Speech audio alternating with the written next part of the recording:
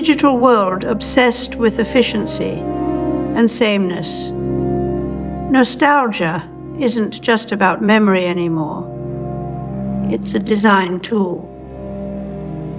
Companies use it to bypass our critical thinking by wrapping new products in the familiar scent of the past. A vinyl record sold as authentic is no more real than an Instagram grain filter. Both are carefully manufactured fictions.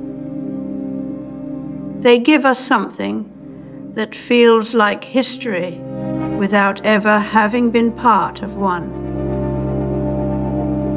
This isn't just about aesthetics. It's about control. When we see retro logos or vintage interfaces, our brains light up in ways similar to recognizing a friend's face. These design cues are engineered to create trust, as than rational analysis can catch up. The past is borrowed and repackaged as authenticity because it feels safe, even if it never existed that way to begin with.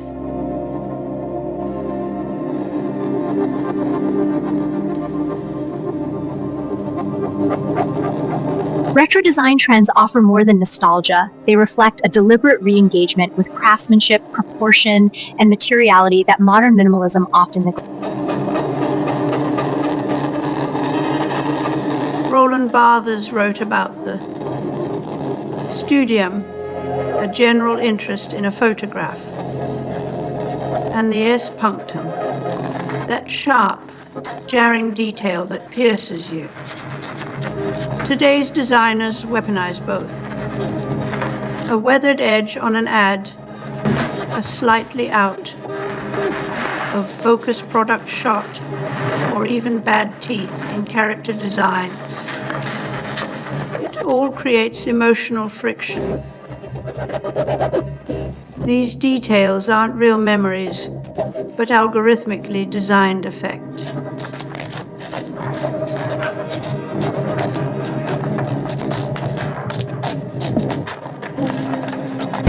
Modern packaging does more than wrap and hold and conceal. Stunning in color, ingenious in design.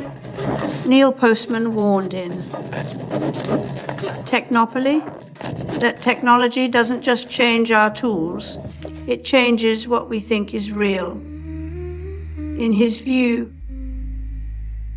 nostalgia becomes a tool of resistance when everything around us feels engineered and alienating.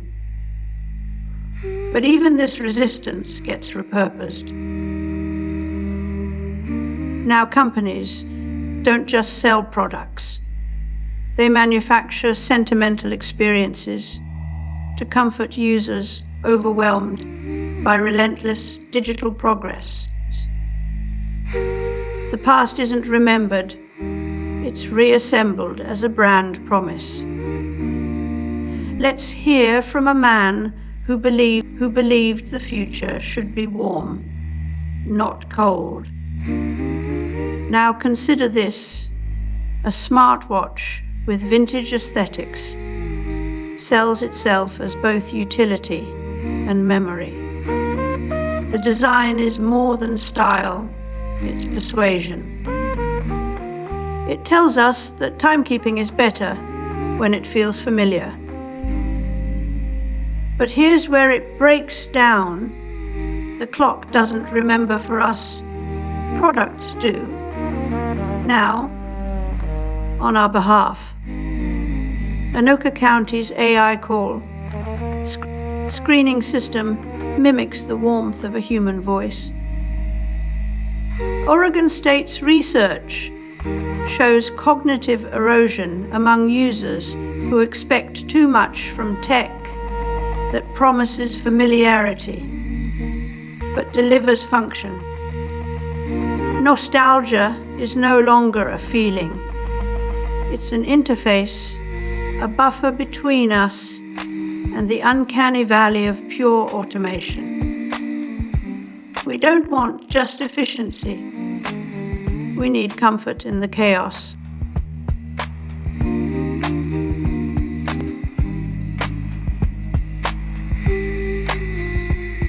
We have a new human being, and that's Chris Potter of Memetics Corporation, a new synthesizer, the Yamaha DX100, and a new computer, the Commodore Amiga. Nostalgia is no longer a feeling. It's an algorithmic tool, engineered into product design to simulate emotional connection where none exists. When AI handwriting mimics, human scribbles, and deepfakes promise political returns in India, we are no longer spoofs of reality. We are spoofs of spoofs. Nostalgic interfaces pretend to be vintage, but are built on the latest code.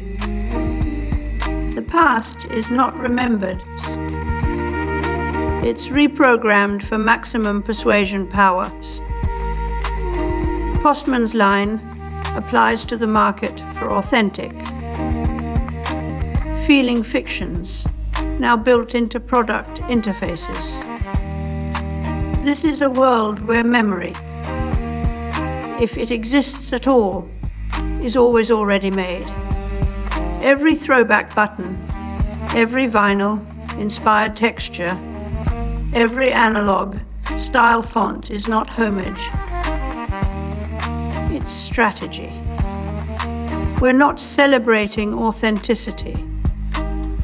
We're performing belief in something that was never real to begin with. But the deeper problem is what this means for perception. Nostalgia as design ends not with authenticity, but with inescapable fictions. A world where memory, if it exists at all, is always already made. We are now caught in a cycle of detection and simulation, endlessly reprogramming the past to fit our present anxieties.